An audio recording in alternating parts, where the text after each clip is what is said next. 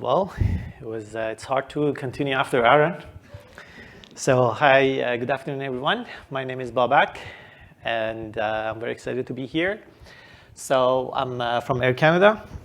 Fun fact, I'm working here. It's been 5 months, and I joined in to build a people analytics team from scratch, and kind of like a lot of things happened since then, and a lot of fun was there, so I found it interesting to share with you guys. So the other fun fact is, if I go maybe to the next one, the other fun fact is I'm not coming from the HR background. So I've been worked for many companies. At some point I also had my own company that I exit. Always my background was data science, and I was leading data science teams with the product. So maybe it would be kind of like by sharing you my experience through these months of like deploying people analytics. Maybe it would be also like some information for you guys when you're hiring people like us. Like what are the processes? Maybe like you can also consider like after hearing these things.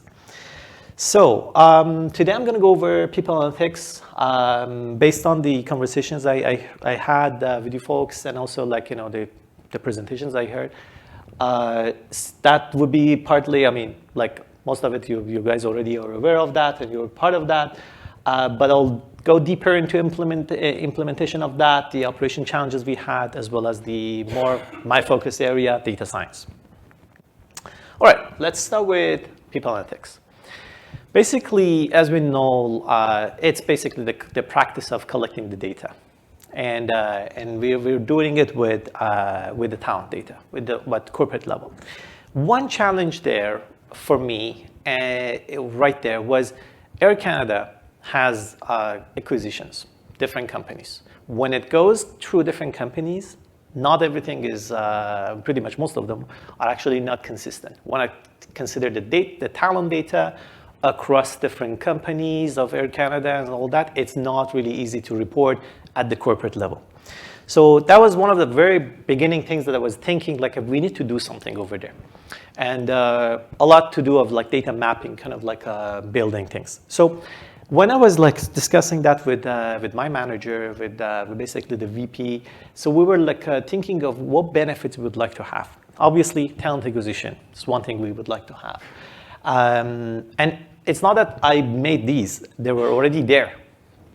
Most of them, they were already there, but not in the form of the people analytics united team, and kind of extended in that format, more in details. Improving the retention. The other fun fact I'd say, like why I got this job and like I joined Air Canada, was in my previous company, leading data science team, we came to a point like with HR, we had to do some work, and they didn't have, back then my previous company called Unity, they didn't have people analytics or like data scientists in HR department. So I helped them with attrition. So, and that made me so interested, saying like, well, I like this type of thing. Like, I mean, I really like this project, because I started to kind of like tagging based on projects, and also at the headcount level, of like the attrition likelihood. And that came out to be a good project, really successful. So that I found it very interesting. That was my use case when I was interviewing with Air Canada. So it went well. Diversity, that's something I wasn't really thinking about it, that's really important now. After 5 months of experience over there, I really see that was really interesting, and we did a lot of good work over there. And skill gaps. Not sure about the companies I did the talk with, but we do have that problem, skill gaps with the market, with benchmark. So it's really good to know where we are positioning ourselves, where we're standing, and like what sort of talents we're basically looking for. All right, so implementation of the people analytics, and I'm going to go through the challenges that I had over here. So again, it was the work from scratch with the new vision. So I had to talk to different stakeholders, a lot of them. So because there were so many teams, there were so many projects already, a lot of things are already ongoing and on a reporting mode, but scattered. So in order to basically build this, we need to kind of like build this branding of like what we do and what comes to our scope of work, and perhaps what we could add to that. Metrics and KPIs. Very normal for data science. Basically, we work with metrics, we work with KPIs, with kind of like, would like to correlate them, would like to understand how these KPIs are mapped and addressing different reportings. The last point, the forecasting is usually very interesting for execs, that like certain KPIs, they'd like to have that on a forecasting mode. So that's very normal and it's very okay thing. But when it came to the point that like we were talking about different companies that are part of Air Canada, there are somehow some data is there, some data is not available there, it became a challenge, and it is already a challenge. So I'm not claiming these are done, but like we kind of started to hit those things. We understood what's the problem and how we could resolve that. And we are really in the middle of that, and we're working hard on that.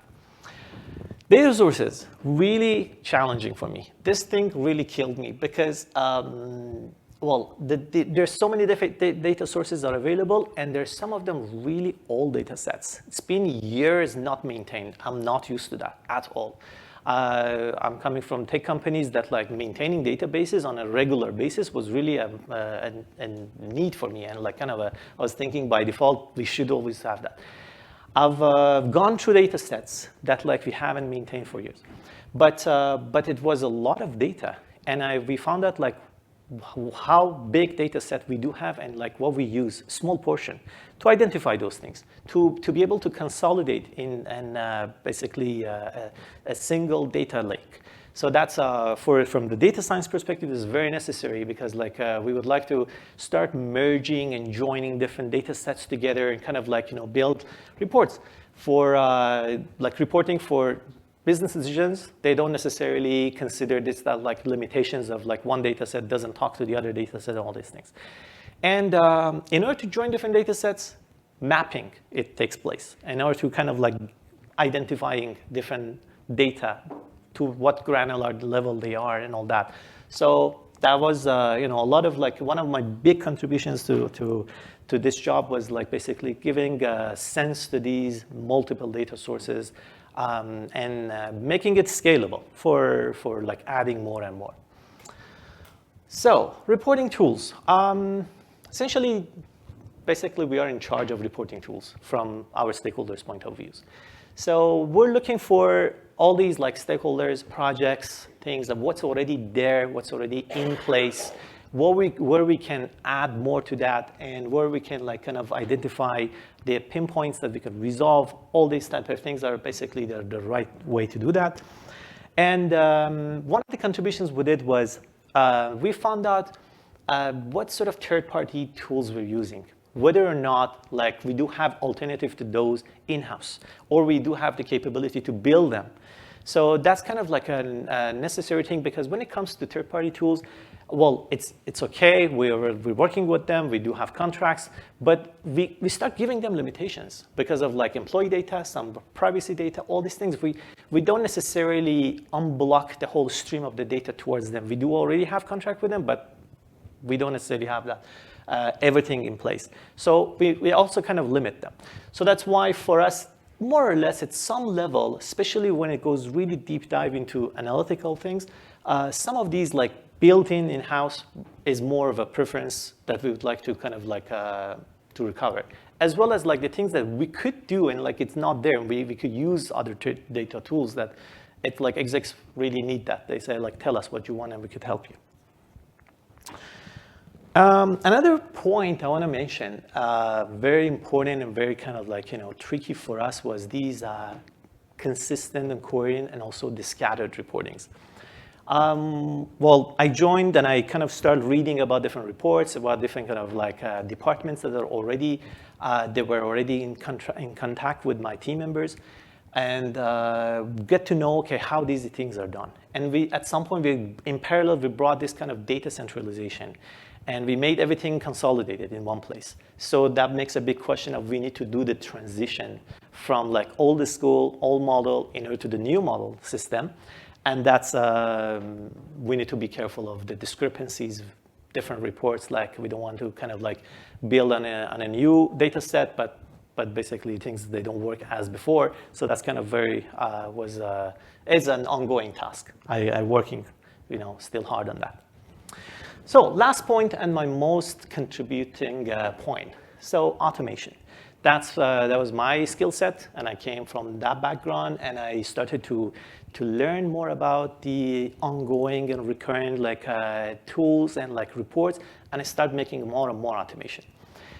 By then, one of the main reasons I'm actually here is because of that, because we start to build more and more automation tasks to read everything, to do end-to-end everything by just automated tools, and we don't necessarily do routine thing every day and every week.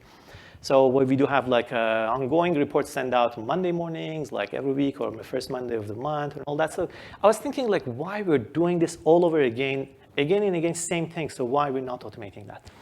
And reading from the database, processing, analyzing, cleaning, all that. So it could be done in automation. So ongoing thing that we're doing in the last few months, I picked it up pretty fast at the beginning because I knew what we should do, and that kind of opened up more time, myself as well as my team members. So now, a little bit about the operation and challenges. When it comes to operation, from my team, and I do have open headcounts that I can grow, but I need to kind of think why I need the headcount and for what part we need the headcount. That balance is still under ad hoc requests and the reports is still not clear because things are keep changing. Obviously I have hard time with the ad hoc request because I'm not coming from the background of day-to-day emergencies and my different departments, they really need that by the end of today even and I'm thinking why we should all have these this massive numbers going that and considerable portion of the ad hoc requests for us already they are there in some dashboards. But our stakeholders, they're not necessarily comfortable just going there to the dashboard to pick up the numbers and all. They want it through us. They want it because they think that's where we can have things checked or quality check something. So I'm working hard in order to make that towards the ongoing reports because I'm trying to make that more of building. Let's say we did a few tools built very quickly in order to, instead of reading from the dashboard, they technically behind the scene, they're connected to the same dashboard we're already using, but by inputs that my stakeholder is putting, they right away, they get the data they wanted. And also we say, how do you want the data? In a table? Do you want it in chart? Do you want it in pie chart? The way just we give them extract. So I'm trying to kind of make that balance going towards reports, towards basically things that are helping us more of ongoing, and I think that's on the right direction so far. So obviously from working with the data, we need to be careful about the privacy, about employee experiences, accuracy, that's a very important thing. So these are all fine. I want to talk about the reconcile reporting. Another new thing to me, because I'm more coming from the system that when I'm writing a query and I'm pulling the data and I execute the same query 2 months after, it will give me exact same data. Once things are not like that, that means there is historical data changes in the databases for different reasons that still we're not quite sure where that come from. So reconciling reports, that means when things are doing the transition in terms of the data, when let's say we have in terms of the headcounts or status changes, we're recovering also from pandemic. So some sort of statuses in the pandemic side, they're already getting expired. So we kind of do this kind of transition to the new system. Our reports back in time, they're not necessarily, if we build a new report today, go back in time to read the same data, it won't generate exact same numbers. And that was for me a big question. So why we should not have that? That means we had to build another tool in order to kind of start reading all the previous reports and update themselves based on the new mapping, new changes. And that was something I would never expect, and that's a new learning for me. So to be able to kind of go back and change the historical data. Okay. So let's head down to the data science side. So I talk about a lot of challenges, about a lot of experiences, but at the end of the day, besides all the meetings we have and like, planning and everything, we had to just do it, and that's how we had to show the work. So data science, usually it comes from 4 different way of or types of the analysis. So descriptive, where we plot the charts and show the data. And when we have the predictive, that's another thing, like we usually would like to kind of do some sort of predictions. Diagnosis is another thing, very common, but also prescriptive. That's something like when I joined my team and I saw that only my team members, they're doing descriptive as well as diagnosis. So they're not necessarily looking to more of let's do a bit of prediction. Let's do a bit of prescriptive, like a complete package. Why not we are let's say about the attrition data, why we don't find necessarily what are the most influential factors that will cause these attritions. There are some things that are common sense, but there's some other elements that we might find it from the data. Data says that, whether or not that makes sense, it's another topic. We could look into that, why the data is giving us this confidence that certain elements that are contributing the most to certain KPIs. So Personally, I start changing the whole system in order to have the 4 of them together at the same place. And this is another thing. We've done pretty good progress, and it's already ongoing work. So finally, we get to do how we do the work. When I joined it, as I said, when I joined the team, so my team members they were basically reporting on individual basis. So they were mostly on call, handling the ad hoc request. And some sort of sending some reports and a little bit of operational mode. But we kind of a little bit changed the system. In order to do that, we still need to be in charge of the ad hoc request on calls. But we add this Explorer to our system. Because we're talking about so many data sets. And as we are always busy with the ad hoc request, we never get to learn other things. And based on a per request and upper request, it's so late to go and learn more. So exploring what we have in the system, what sort of the data we do have in the model, and what sort of let's say, in different granular level, what data is available for us to use for certain purposes that we're not using it already, is all the reports that we start collecting and documenting, sharing with our VP over there. And operate is the one I said, automation, because that's a fun work.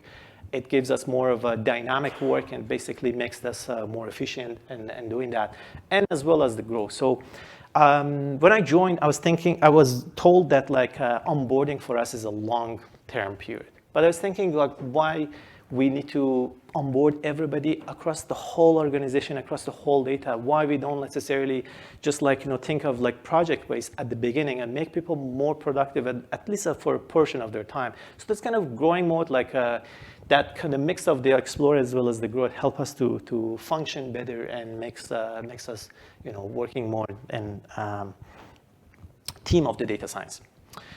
So tools where we working, obviously Excel, which is, I'm not a fan of that, to do any analysis in Excel, but we do that. Python is something I brought in. Jupyter, something I'm working in. Well, it's a typical thing for the data science. I started building application with Streamlit. So that means it's kind of a UI model empowered with Python, help us to do this tooling system. And that came up to be a system that I can Dockerize and I can share the application with our stakeholders easily. So that's kind of a built-in tools internally, this system. Amundsen is another thing. It was really cool. It was really helping us in terms of data catalog. When we are hiring, and I'm on a growing mode, so I'm keep hiring more, so I can't necessarily, we don't want to kind of plan for let's say a year of onboarding, and we need to really give them very systematic model of onboarding. So Amundsen is a way to understand, if I want to do this work, if I want to do this query or pull certain data, what are the best tables to use? What sort of joining and modeling of these tables are correlated together? What concerns I need to consider? And what are the limitations on the risk of the data? Everything in Amundsen is perfectly done. So I really encourage using that. And of course, always learning. When I'm hiring data scientists, I always need to give them training. I always need to, myself as well, I need to, like, we always need to add more, like, techniques and tools. It's a part of the things. When I engage them, and I had this challenge every time in all the previous companies, like all of the tech companies I work for. So training, if we don't give them, they won't be happy, and they will be at some point really bored of what they're doing. So always learning also, especially with the current company, it helps because we do have a lot to learn. So that's a part of the work we kind of like define it over there. So at the end, so when we consider all these things, the typical work we do, we understand the situation. We really take time to understand what's the need in our system. Based on the company vision, organization, all that, we start exploring, and we already backed up with our current exploring because we do the data crawling, and we're talking about like thousands of tables. So obviously, it takes time that we really go through and like understand what sort of tables we could use and like for what reasons. If we're collecting good data, that's not a hard part. As long as we know we're gonna collect, we are talking about what project and what need. And mapping. That mapping thing is like always a challenge, and it's always gonna be a challenge because like once our databases are not really kind of like consistent and they're like joined and like came over these different stages of the time, that becomes an issue because like this middle layer of mapping the data and make things connect perfectly, it's something we need to, so far we're working on it hard, and like it needs to be always there until like we've completely fixed the problems. And at the end, we extract insights that are executive friendly. So after all this work, at the end we would like to, come as a help, like come and provide the insights that are data driven. So that's kind of like the extraction, and the way that we do the finalizing. It's something like back and forth. Me personally, I work hard on that in order to see, okay, like what sort of data insights we have, how they're helping, whether actually they're helping or not.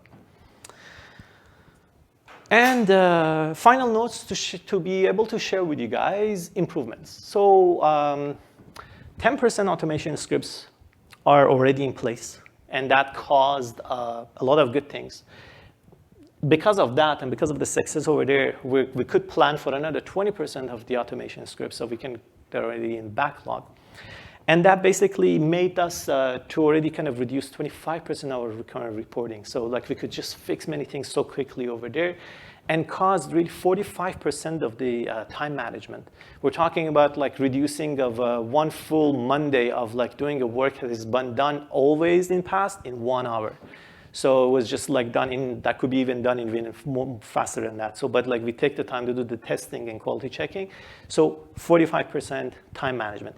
That made us like to sit back and like, to think about like whether in the new headcounts, what sort of needs we need to have, and how we're gonna add more.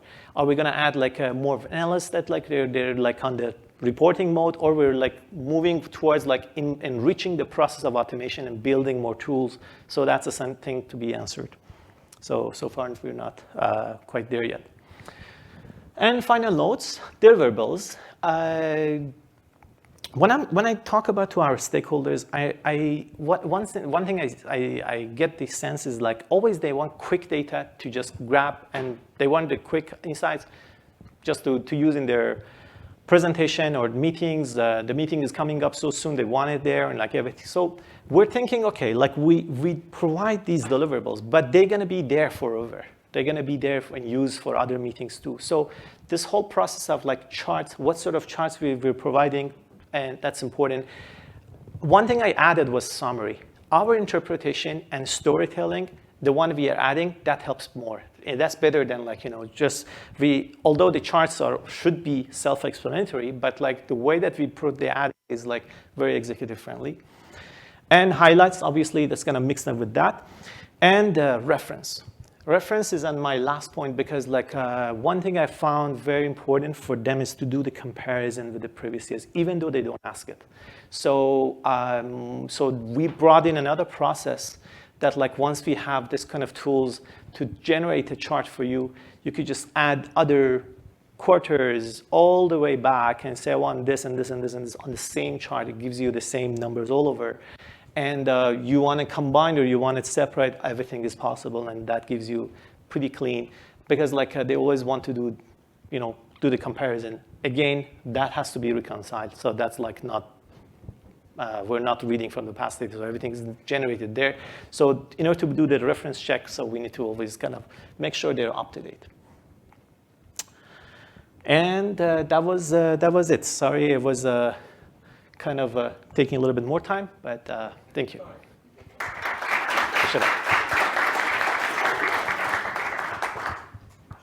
Any questions for? Yeah. Thank you for the presentation. It was very interesting. So about the slide where you're talking about like the dashboard, the automation basically, and reports you're putting in an automated fashion. I'm interested to sort of zoom into that a little bit. How much have you sort of automated there? Because I recognize very much that we build all these dashboards and automate sort of information generation. However, people that use them feel insecure about have they manipulated all the aspects of the dashboard correctly, and they want that stamp of approval of people analytics basically, and then in the end they end up asking for that report anyway, right? So I'm just interested, you seem to have a very interesting sort of automated way of generating those reports. Right. Could you expand a little bit on that? Yeah, for sure. Yeah, great question. Well, it's really interesting. You pointed out, well, it's not that like we do automation and we say, hey guys, just use this. Everything goes through soft launch. And we have to, once we are like, do the transition from one system to another system, we do a soft launch, we do the quality check. So like, that's why after all these things I mentioned, like we do this, we do that, we had 10% in place we're working, because those 10% just passed the whole soft launch thing that we do, we did the testing. The others are still, we do have the automation, but next to that we do the same model, we do the quality check. And for a couple of weeks we do that just to make sure everything is in place. Yeah, we do automation because like when we write codes, that code can do the whole pivot table, cleaning, filtering, everything at the same time. So, and for me, actually, that's better than doing the manual work, because there's a chance of like mistakes in the manual work. So if I repetitively do the same type of like Excel data manipulation, even though it's been that thing I've done for many months or something, I might still miss something. But when it goes to automation, everything goes very smoothly. And when we rewrite piece of codes, like those also help us to extract the bugs. If anything crashes, things they don't match or something, you will identify, whereas in the Excel, it doesn't work. But success measure for that is testing. You're right. Like we do the testing, we just don't necessarily do the switching and we let go. We really do the testing, and that's a success measure. And like we start like trusting more the automated pieces rather than a quick transition.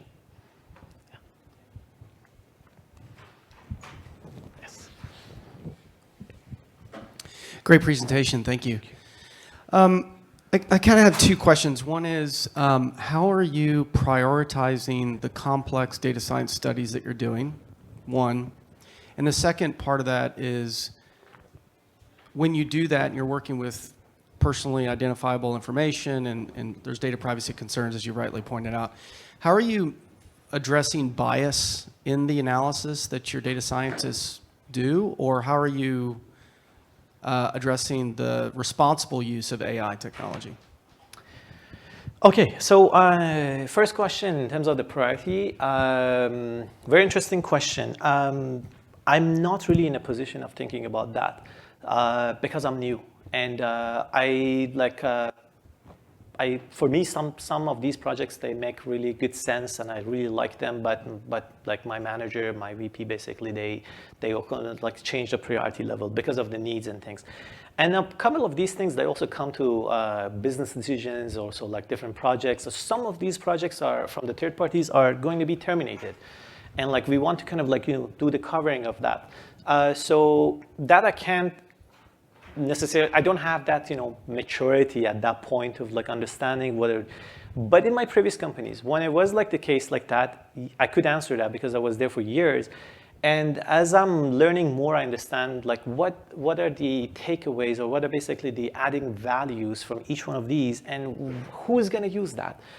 we're not building tools only because they're there. Like we really want to kind of use the tools that are like helping some stakeholders to facilitate some work. That's something I really consider. So that kind of feedback, it comes to me. And like somewhere in my presentation, I also mentioned like there's this cycle of development to do the quality of testing, execute, and then reinforce the feedback. So we really consider that feedback very important. Like if our stakeholder is not so basic, it never happened, but if our stakeholder is like not really comfortable with that kind of reporting, we need to consider their feedback and kind of make it useful. So that kind of changes the priority level. To your second question, with the data science thing, we haven't done so far very complex things yet. One of the complex things I want to do is the prediction. Over there, yes, I agree with you. Like, how do we do the, in terms of the prediction, how do we consider using that? To what extent we want to predict? Like, how is that like really coordinate with the privacy and stuff, and anything relates to the use of the of those numbers in the business decisions? Those are the things yet to be answered. So far, what we do is like things that are really covering up of like the manual work. So it is automation, yes, but also at the same time, do the reference checking and mapping, all that. It's like, it's when you really deep dive into the data, and as you go in like back in like, let's say 30 months or 40 months, manual work at this point, for sure, it will bring up some mistakes and some discrepancies. So those are complex, but complex in the sense of like coding rather than, building a tool that does end-to-end prediction as well as, reports and insights and everything. Hopefully we'll be there. So if next year when I'm coming over, I'll share more with you. Thank you for the presentation. Something I've noticed, especially working in the HR space, is there are people that love data, and then there are the people that just fear the data. I don't know how to use the data or can't find it. And then there's also this fear of, oh, we're putting all these accountability metrics into place, so am I going to lose my job, kind of thing. So my question was around how do you overcome that fear that a lot of people have in the workplace around data? Yeah, that's good. That's a great question. And I have dropped the ball many times in previous roles. And when I was interviewing with Air Canada, like one thing that my manager was looking into was building a team from scratch. So wanted to give me a lot of these kind of responsibilities to move forward as a brand of people analytics in the corporate level. Then I can't have that fear. So but we cannot also make mistakes. That's a kind of a balance. We need to look into that. Basically, my personal approach is when I'm doing soft launch of the work and I understand the definitions and I understand the system and I understand basically what sort of KPIs, what do they mean. Let's say the word attrition. Attrition for us, it means something in like data science, but maybe in HR, I need to kind of make sure I'm in the right place. And it wasn't exact same thing, to be honest. So these, like understanding these things come with a model that we start building and locking the system. I mentioned Amundsen. Amundsen has this whole systematic documentation to share. So what we do is we do the process of like defining the system as well as like sharing and locking down the process. So if we have a definition of like what metrics we use, and we share with our stakeholders, and we have their sign up on that. So like we just make sure everybody's aligned, everybody's agreed. After all, again, it could happen, and we need to just overcome for sure. I think like I can't have that fear now. We need to move forward, and we need to see what happens. However, I'm very scared. Like if we build a report back in time, it makes so different things, and it goes to super high level executives, and like they already kind of like see the discrepancy. That's where we're gonna ruin this credit by just one mistake. Yeah, like it's so hard to kind of recover. So that's a reality.